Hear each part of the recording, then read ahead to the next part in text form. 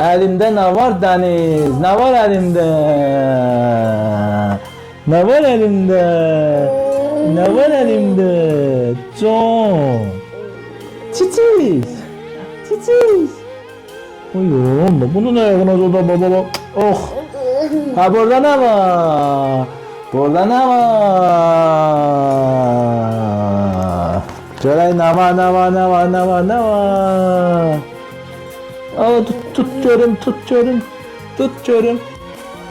Əzizlərim, bura Müşfiq Abad qəsəbəsi. Və dənizin yanına heç kim gəlmir, yazıq dəniz. Ona görə sevinir, gülür, gülür, gülür, gülür. Və kimlər dəstək olmaq istəsə dərmanlarına, anaya dəstək, kirayə, ata da dünyasındayıq. Yəni bu uşaq, iflic, 12-13 yaşında uşağa bax, hər kəsdən dəstək gözləyirəm. Bilirəm ki, dəniz balamıza dəstək olacaqsınız.